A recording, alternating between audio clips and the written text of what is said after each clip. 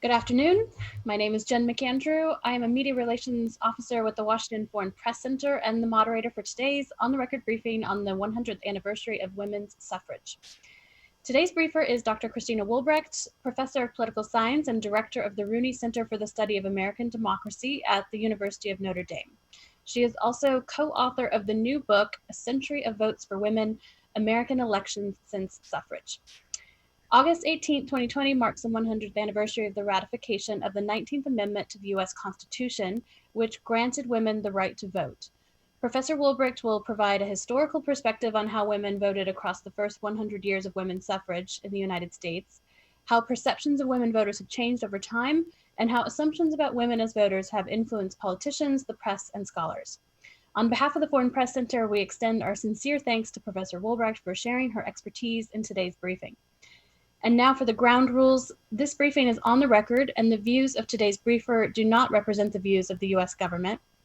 We will post the transcript and video of this briefing later today on our website, which is fpc.state.gov. If you publish a story as a result of this briefing, please share your story with us by sending an email to dcfpc@state.gov. Professor Wolbrecht will give opening remarks, and then we will open it up for questions. If you have a question, please go to the chat box and virtually raise your hand. At that time, we will unmute you and turn on your video so that you can ask your question. And with that, I will pass it over to Professor Wolbrecht. Thank you. It's a real pleasure to be here with all of you today and to talk a little bit about women's suffrage, the centennial, and particularly about how women have voted since suffrage. So I'm going to go ahead and share my screen here, and we're going to hope that this works. I think you're seeing what you should be seeing. At least I hope so. Yes, we are. Excellent. So what I'm going to do today, or at least in my brief opening remarks, is talk really briefly about the fight for suffrage and the ratification of the 19th Amendment. And then I'm going to focus my comments on just looking at trends and some really broad conclusions about how women have actually voted in the 100 years now since suffrage. I'm happy to answer more questions about the suffrage movement, to talk about other aspects of women in politics, to talk, to answer further questions about women voters. But I'll start with this sort of overview. Let's see if I can move a slide forward, that'd be good. So as Jen noted, 2020 is the centennial of the 19th Amendment to the United States Constitution, which I've sort of put out in all of its glory here on this slide. So what the 19th Amendment does is it says you cannot deny voting rights on the basis of sex. This is actually a distinction that I'd be happy to talk about more. It doesn't guarantee that women will be able to vote. We don't actually have that sort of an affirmative right to vote in the United States. In reality, of course, there were many women after 1920 who were not able to vote, even though the 19th Amendment had been passed. In particular, Black women, like Black men in the American South during the early and mid decades of the 20th century were kept from voting by Jim Crow laws, violence, etc. And so what the 19th Amendment says is you cannot discriminate, you can't say someone cannot vote just on the basis of their sex. Achieving that outcome of the ratification of the 19th Amendment to the United States Constitution, we don't amend our Constitution very often, required more than 70 years of activism. And as I said, I'd be happy to talk about some of that in more detail. There were a lot of state campaigns, and you'll see sort of a famous illustration at the bottom of this slide, where eventually the plan became to sort of use those states, and as you'll see, almost entirely in the Western United States, to try to pressure for a national amendment rather than sort of fighting state by state. Again, that took several generations of activism, lots of sort of struggles, and I'd be happy to talk about why this process took so long and what was sort of important for understanding why it was finally achieved. So my own research tends to start in 1920 when women actually, when the 19th Amendment has been ratified, and now women across the country are entering polling places.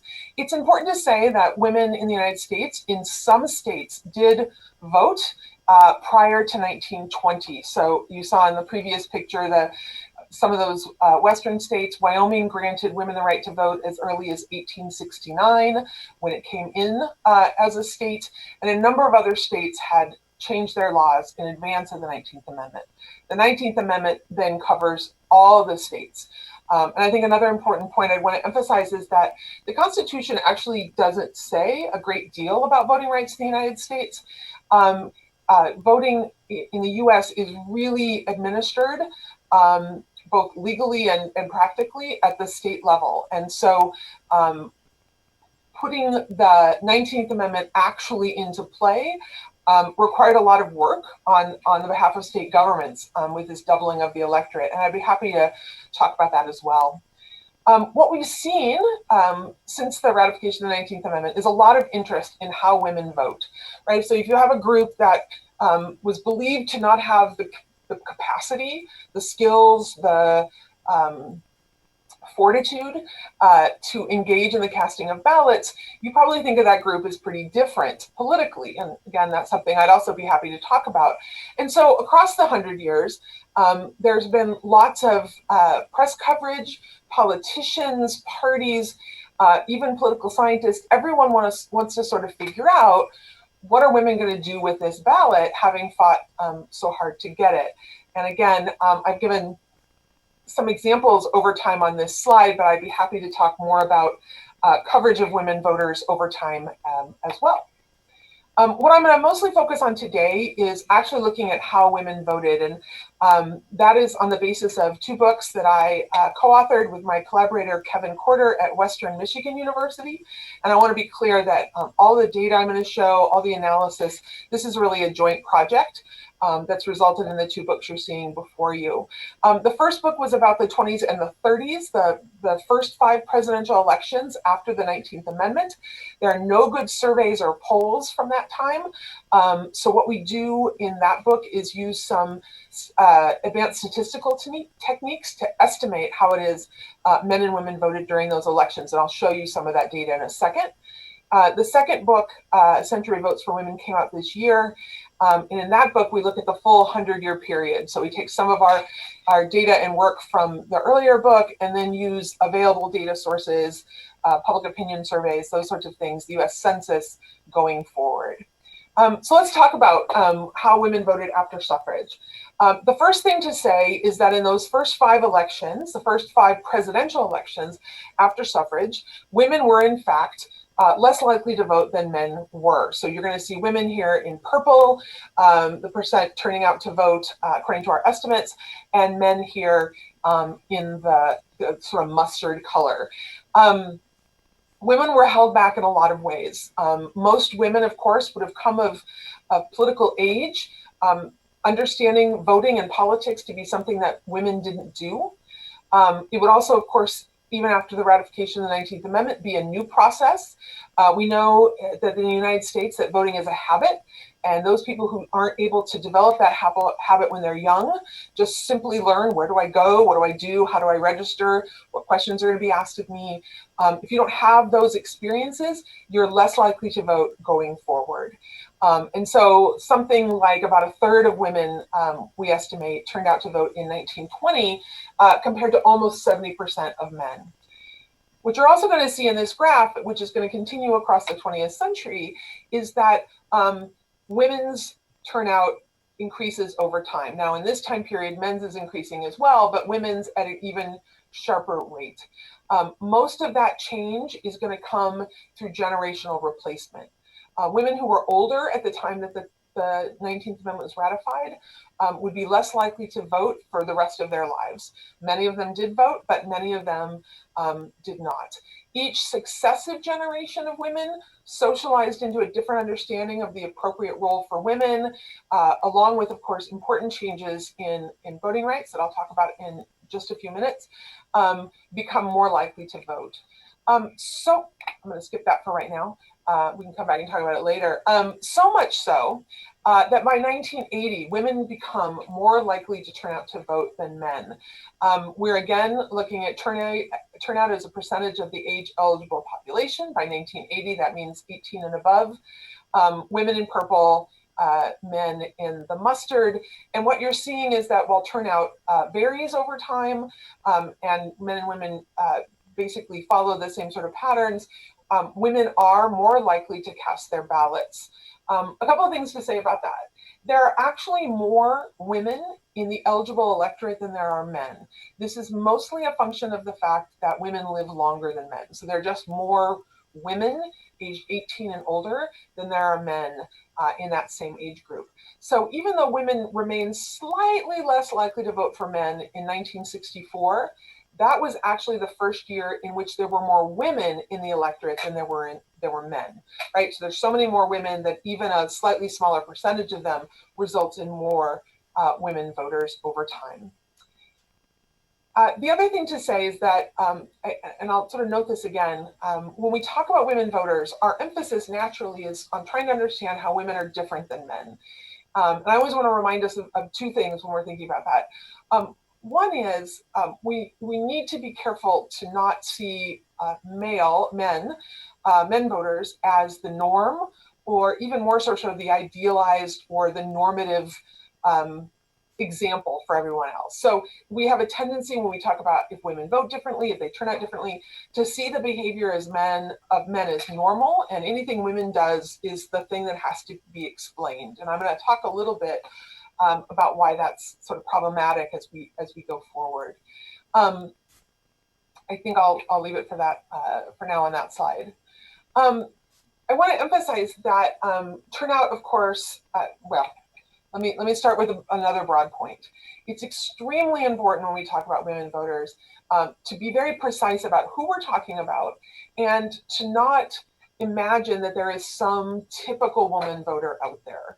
You will be shocked to hear that women are just as diverse as men, and that they're shaped by their political, social, and economic context. They're shaped by their religious traditions. They're shaped by social class, educational attainment, all these different aspects of people, and I should say, given this slide, particularly race, are also going to shape how men and how women turn out to vote.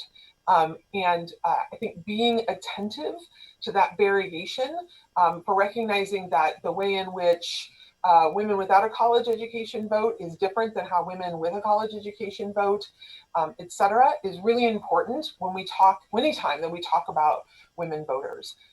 One place we can see that right away is in this graph, which is showing turnout over the last 5 presidential elections, so 2000, hoping that adds up to 5, through 2016, what turnout has looked like among women, again in purple, men in mustard, for Americans who identify as white, African American, other non-Hispanic, and then Hispanic or Latinx Americans. And what I want you to see is that across every single group, women are slightly more likely to turn out than are men. I also want you to notice how very high Black women's turnout is. So Black women today turn out at a rate that exceeds not only Black men, but white men as well. And sort of comes very close to, sometimes just a little bit behind, the turnout of white women. This, as we're going to see, is going to be important given the diversification of the American electorate over time. It's also a great example about how we understand turnout in the United States in general.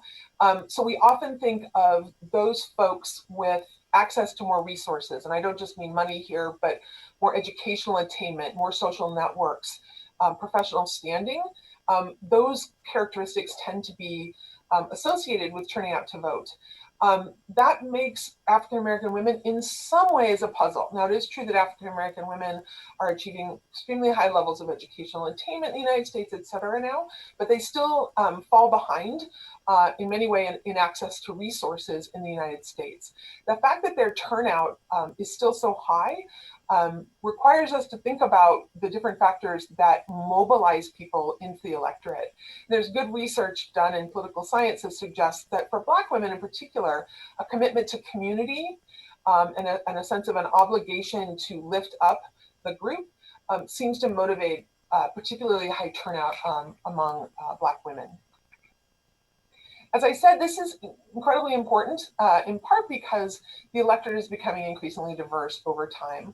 So what this graph is showing you, the gray solid line is the percentage of the United States population as measured by the census that is considered a racial or an ethnic minority. So this is going to be African-American, Latinx, it's going to be Middle Eastern, African, it's going to fall into those sort of racial and ethnic minority groups.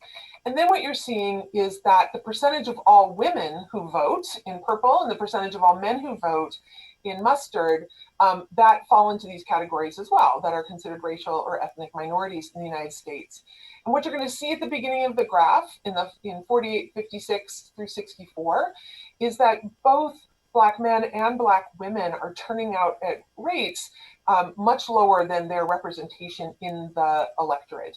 And that's all prior to the 1965 Voting Rights Act, when a number of both legal barriers, things like poll taxes and literacy tests, were keeping Blacks from polling places in the American South, as well as, of course, extra legal barriers, state-sanctioned violence, et cetera. The 1965 Voting Rights Act is going to do a lot to change that. And what we're seeing then is especially women of color, but also men of color as well, of course, becoming much closer and sometimes exceeding their representation in the electorate since then. You can also, of course, see just from the census line the increasing diversity of the American population over this same period. So in 1948, there weren't very many Black voters racial and ethnic minorities voting in the United States. That is changing and continues to change today. So let's talk a little bit about who women voted for. I'm going to just show this one really briefly. This is the 10 states we were able to study in our first book. Again, women in purple, men in mustard. And this is the percent of voters in each of those states voting for the Republican Party. So the first thing I want to point out is that in most states, women are more likely to vote Republican in 1920, that first election after the 19th Amendment, than are men. Although in most cases, you're seeing sort of a measure of confidence there. The differences are so small that the best we can say is men and women generally voted for the same candidates. The one exception, or we start to see exceptions to that, are in southern and border states. Virginia and Kentucky are there on the far left. Virginia in particular would be an example of a solid Democratic state in 1920. And there actually women are more Democratic than were men, more likely to favor the locally dominant party. The thing to say about this is at least two things. One is context matters a great deal, and I'll be talking about that more as we go forward. The other to say is that in general, our conclusion, and frankly, to a certain extent to this day, is that in general, women and men tend to vote the same way. And we probably shouldn't be very surprised about that. Men and women share social class, they share interests in particular issues, they share religious traditions, they work inside and outside of the home, they live in different states with different socioeconomic cultures, whatever it might be. It turns out that despite this long opposition to women getting the right to vote, that they're just as capable of choosing candidates to vote for as men are. Or to put it another way, women make decisions, voting decisions that are no more difficult for us to understand than men do. Now, since 1980, we have had what has come to be known as the gender gap in American politics. That gender gap means that women, on average, are more likely to vote for Democrats than are men. So what this graph is showing you is basically, as it says, the percentage of women who vote Democratic minus the percent of men who vote Democratic. What that means is that for values under that zero line there, that means women were actually slightly more Republican. And what you're seeing again is a sort of slight preference for among women for Republican candidates prior to the 1960s, and I should say through the 1960 election. This is actually a characteristic not just of the United States, but something we see cross-nationally. It's been called the traditional voting gap. And so in the first half of the 20th century, in most advanced industrial democracies, women did slightly prefer center-right parties. And so whatever explanation we have for that probably should not just be specific to the United States, but should consider Europe, Canada, and other places as well. That advantage, that Republican advantage among women, sort of starts to fall apart in the 60s and 70s. Most of those are not statistically significant differences, but it really emerges most strongly here in 1980. Sorry, I think I went ahead of the slide, but I don't want to do that. I have a lot to say about the gender gap. It emerged and became known as a political phenomenon in 1980. That happened to be the same election in which the Republican Party, after 40 years of support, said they would no longer support the Equal Rights Amendment. It's also the year that Republicans took a very clear pro-life position for the first time, while Democrats pretty much did the opposite on both of those issues. Despite that fact, there's very little evidence that the gender gap, that women slightly prefer Democrat, are more likely to vote for Democrats than are men, is not driven by sort of those traditional women's issues, by things like abortion, equal pay, etc. And I'd be happy to talk more about what it is driven by, if it's not those sorts of issues. Now, going into 2016, you'll see this graph is only through 2012. There was a lot of expectation that the gender gap would be enormous, right? We had the first woman ever nominee, and we had a Republican candidate who did not support many of the issues traditionally associated with women. The reality is, I'm now going to show you that gender gap in 2016, it's not very big. And I'd be happy to talk a little bit about why that is. There's a great deal of stability, actually, in the American electorate. And our presumption that women would react particularly strongly to 2016 is tied up in expectations. Of course, women would vote for a women candidate. Of course, they would vote against different kind of candidate that really focus on gender as the sort of driving force in women's vote choices. And I hope to sort of disabuse you of that assumption. So again, one of the things we come to understand when we look more closely is differences across different kinds of women. And so what this graph is showing you is since 1948, actually, the percentage of Black women who are voting for the Republican candidate and the percentage of white women in the mustard yellow who are voting for the Republican candidate. And what you should see here is that there's only been 2 times in the last 50 some years that a majority of white women have voted for the Democratic candidate. So falling below that 50% means that you're voting Democratic. If you have careful eyes, you're saying, but what's happening here in 1992? This is the year that Perot got something like 17, 18, 19% of the vote. This is just the share of major party vote. When we include Perot, women didn't give a majority of their votes to any of the candidates. All of them got something in the, well, the 2 major party candidates, something in the 40%. So we're looking at those 2 years. So 2 of these things can be true at the same time. And I'm hoping I'm going to come back to that in a second. I'm hoping my next graph is going to sort of show that. So the differences between, in the voting behavior of different racial groups are enormous, and they are far bigger than any gender gap differences we see. And so this is showing, again, I should say this is for 2000, fairly certain this was for 2000 through 2016 combined in all presidential elections. What you're going to see is that a majority of white voters, male and female, vote for the Republican candidate for president. The vast majority of Black voters, male and female, vote for the Democratic candidate. Those differences are really large. At the same time, I want to point out that there is a gender gap across all of these different groups, within whites, Blacks, Latinx, and other minority groups in the United States. And so there's sort of gender happening here that seems to be shaping vote choice in important ways. But it's important to say that there's also, of course, race happening in important ways as well. I am going to go back and add to this graph I just showed another important and a group that's growing in its importance in American politics, which is Latino voters. And that should actually say Latina women at the bottom. I apologize for that.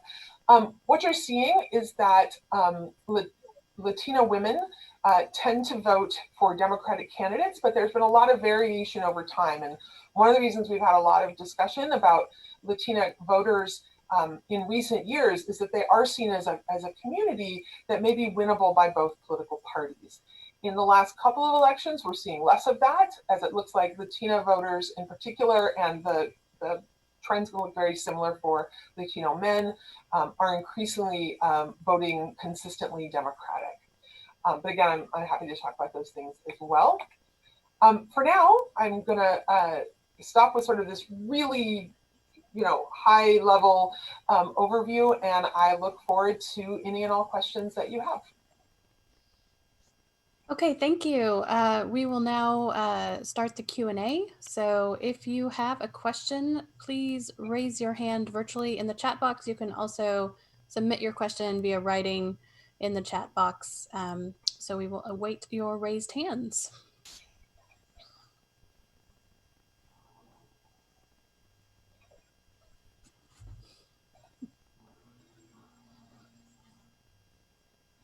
I'm surprised we don't have an immediate question. I questioned everything. Here's a hand. Okay, I see Pearl Matib.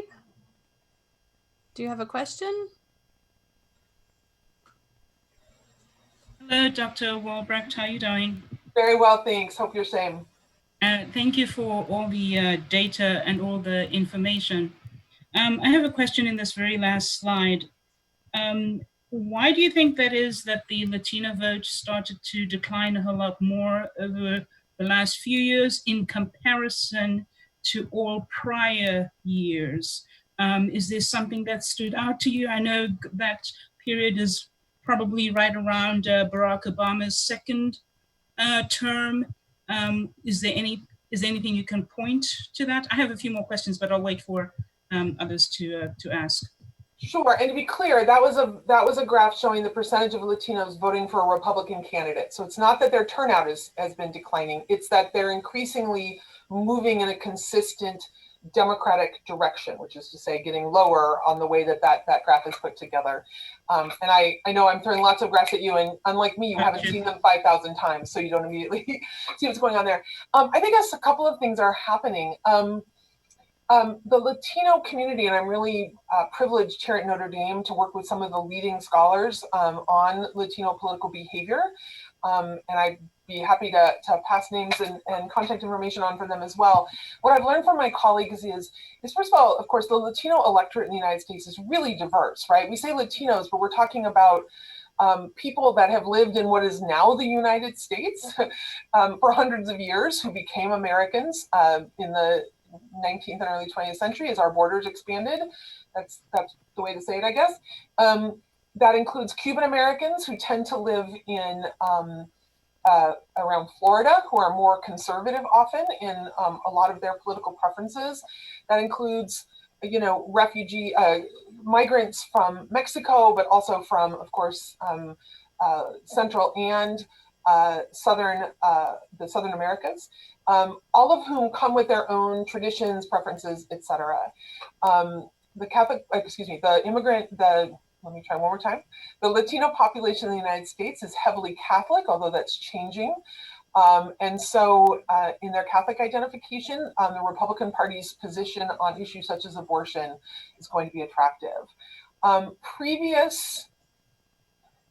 Certainly previous to Obama, and even during the Obama administration, it's fair to say that the two political parties were also split in many ways on issues that are particularly salient to the Latino community in the United States. And I'm thinking here particularly about immigration.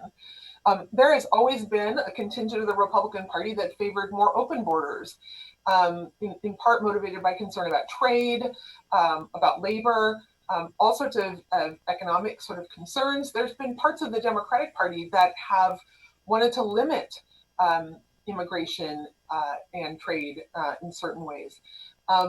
What we've seen, certainly since the Trump candidacy in 2016, is that the parties have increasingly diverged on these issues. And so the Republican Party has taken a more anti-immigrant stance, looking to close borders and monitor them more carefully, and Democrats have moved in the opposite direction. And so that's probably part of the story there as well.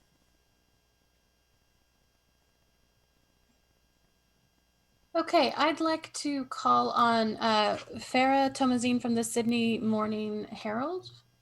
We will unmute you.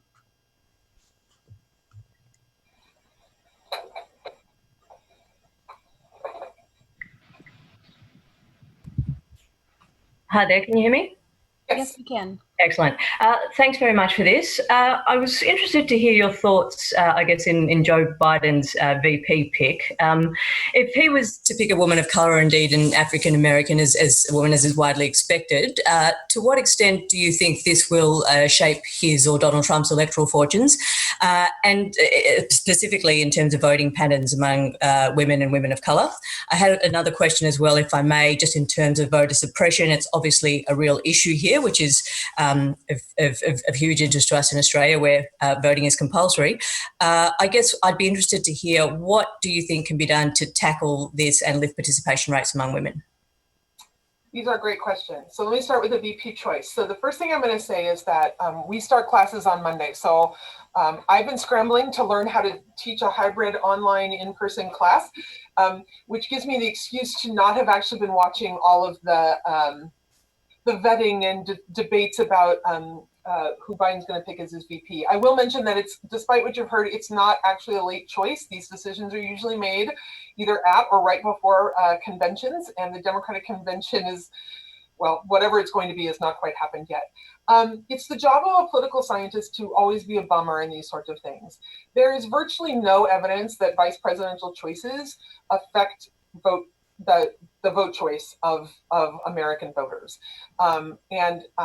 There's lots of history about trying to do lots of things with your VP choice, attract a different region of the country, or balance out, one person's strong in this way, and so that needs a VP who's strong in a different way. And there's no doubt that that goes into the decision making that campaigns and candidates make when they choose a vice presidential candidate. There's just not a lot of reason to believe that voters care about that. They may talk about it, they may pay attention to it, but that's more politics as spectating than anything else. So it's not clear to me, for example, that there's someone that Joe Biden is going to choose that's going to make someone who would otherwise vote for Donald Trump say, I'm going to vote for Joe Biden now, or frankly, vice versa. Now, let me back up from that. On the other hand, I certainly don't want to be, I guess I would think about the choice of a VP as part of a more general message that campaigns send to voters. What is this campaign about? What does it prioritize? What kind of a presidency are we going to get, et cetera? And while that may not change a whole lot of votes, it certainly can change enthusiasm, activism, and sort of general engagement with the electorate. We know that in 2016, the election was extraordinarily close in states like Michigan, Pennsylvania, and Wisconsin. If you get more people on the left or the right excited, engaged, just simply more likely to turn out, or they're more likely to go out and knock on doors and get other people to turn out, or talk to their neighbors, or whatever that might be. Elections in the United States have been close enough in recent years that actually could make a difference. So one thing about women voters specifically, there's not a lot of evidence that women vote just for women.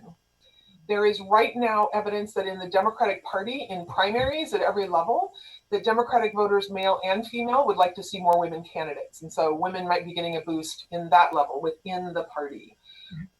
Once you're at a general election level, there's not a lot of evidence that women who would have otherwise voted for the other party switch to either a Democratic woman or a Republican woman.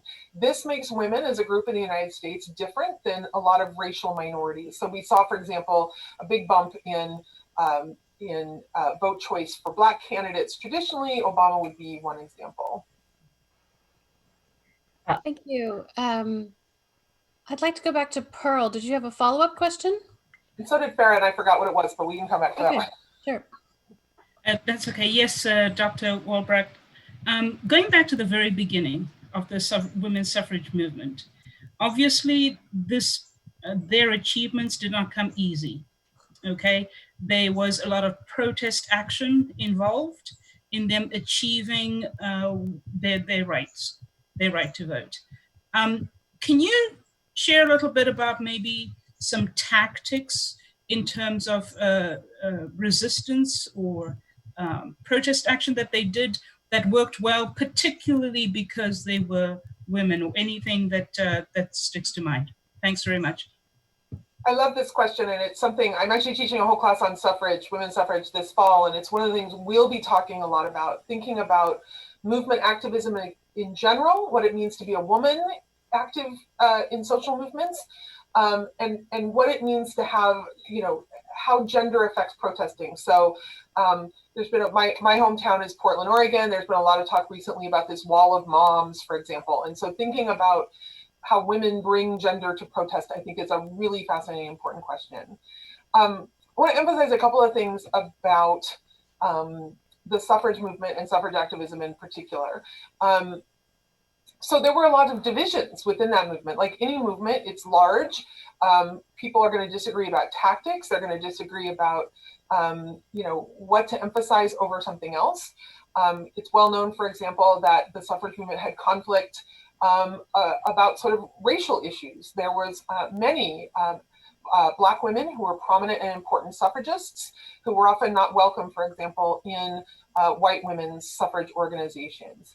And for good reason, of course, controversy over those sorts of questions, some of which were tactical, right? The belief that we'll never be able to get Southern states in the 19th century to ratify an amendment or to give women the right to vote if they think it's going to help more Black folks vote, which is, and of course, their vote is being very clearly and effectively suppressed in the South during this period.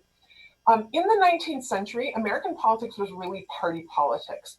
And so the way that men did politics is they organized voters, right? We had really strong party machines throughout the country during this period. And so your main way of affecting an outcome was to work within a party and then use the structure of the party to get voters to ballot boxes on voting day, and make a difference in that way, elect people that are going to do what you want them to do. Women could not do that. They weren't voters most places in the late 19th century in the United States.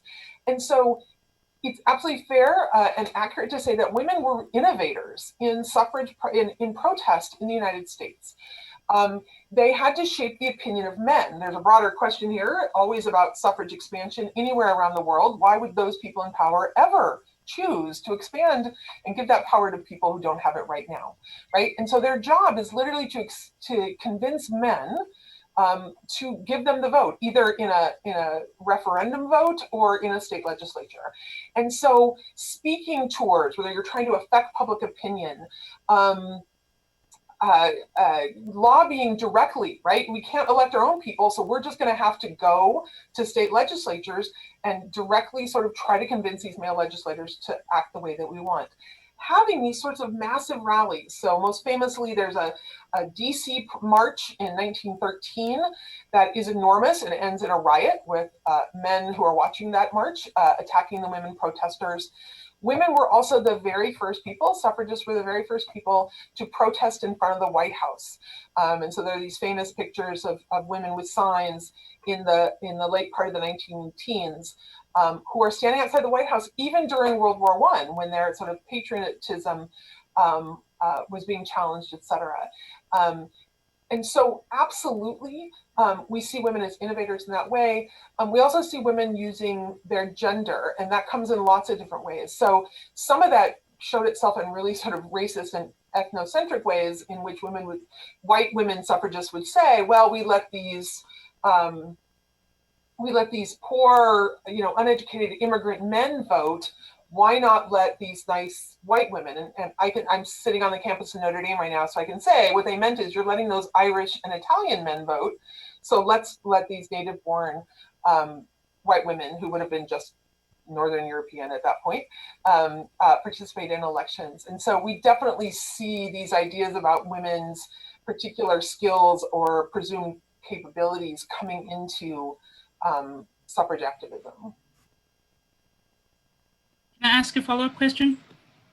Sure, and then we'll go back to Farah Tomazine next. And she asked about voter suppression. Now I remember the other question. Thank you. Yeah, thank you very much for sharing that. And so if you had to pick maybe your top 3 things, because the suffragette movement is a good way to understand America or to understand American democracy and the processes to the process. What 3 lessons do you think the world at large, the international world outside the borders of America could learn from this movement now in 2020, particularly women in Africa who don't have the same space to peaceably assemble, to have freedom of speech, which the women in that 1920s had? Yes. What 3 lessons do you think we could learn today, looking back, if you were, say, in Africa? Thanks. So I would not presume to tell African women how to effectively struggle for their greater independence, if that's a goal. But I do think there are some general lessons to be learned that speak to these questions around the world. And one is that rights have to be continually fought for and defended. In the United States, as you well know, we have certain guarantees of rights, as you said, speech and assembly in our Constitution. It's supposed to be a republic. We're assured that we have a Republican form of government in which the voice of the people is listened to. But we continue, those rights continue to be contingent, and we continue to struggle over them.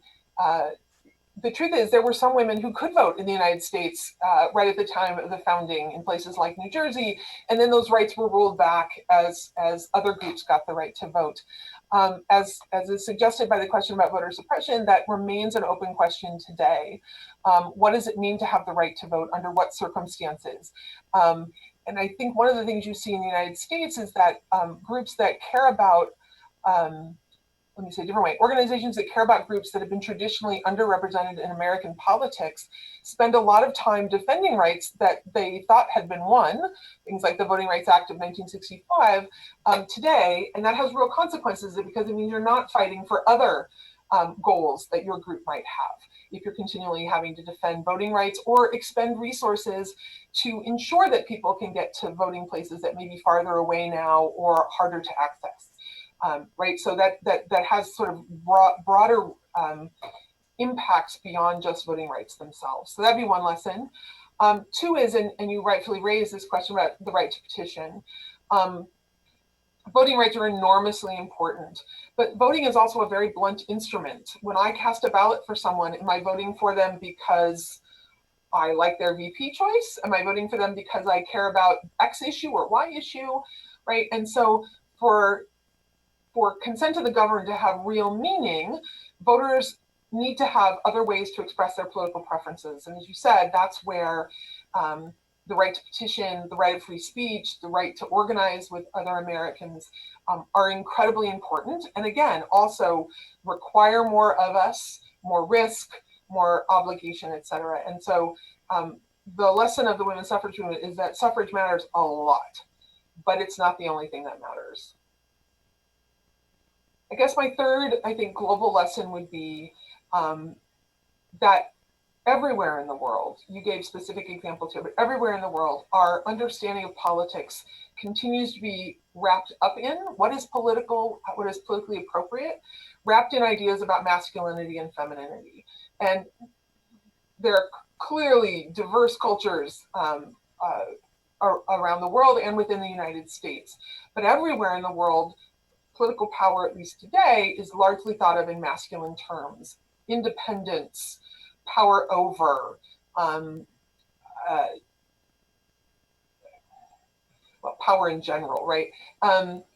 Whereas women tend to be stereotyped, and again, with variation, but around the world, as more dependent, as more communal instead of independent, etc. And so there are reasons why it's hard for us to imagine women in positions of political power, and why, while the United States falls particularly far behind on many of these measures, there are very few places around the world where women have equitable political power. Okay, thank you. We'll go back to Farah Tomazine if you want to continue with your follow-up question. Sure. It was basically in relation to voter suppression, and be interested to get your thoughts in terms of how to lift women voter participation rates given the amount of voter suppression that goes on here. So it's unclear. So let me start by saying, that's a real concern in lots of different ways. Access to the ballot in the United States, the kind of hoops that people are asked to jump through, and the fact that voter laws have different impacts on different groups related to their sort of positionality in the economy and society and politics, etc. It's not entirely clear that common modes of sort of voter control, so I'm thinking here about strong voter identification laws, picture identification. I'm thinking here about registration requirements, purging of ballots, etc., which I'm happy to talk about more, have a distinct impact on women. And one of the reasons I say that is that we see that so many women do overcome whatever those may be and turn out at pretty high rates. Could women's turnout be even higher without those sort of barriers? That's a really good question. We have a couple of reasons theoretically to think that it may be holding back. They may be holding back women. One is that women in the United States, a large percentage of them still change their names upon marriage. And name changes can be a reason for holding up voter registration or leading to someone be subject to a voter purge, right? If your name doesn't match your previous name, in some states that are trying to reconcile these things, you could be kicked off the registration list and have to re-register with your married name. Women on average in the United States are more likely to live in poverty than men are and to have fewer resources. That means they're probably more mobile. And again, in many states that have been purging voter rolls or that require an up-to-date ID, if you haven't had a chance to register from a new address, you're going to be more likely to be subject to more barriers to access to the vote. And I think I'll stop there. Okay, thank you. We're coming to the end of time, so I will ask if there are any final questions from the group. Please raise your hand.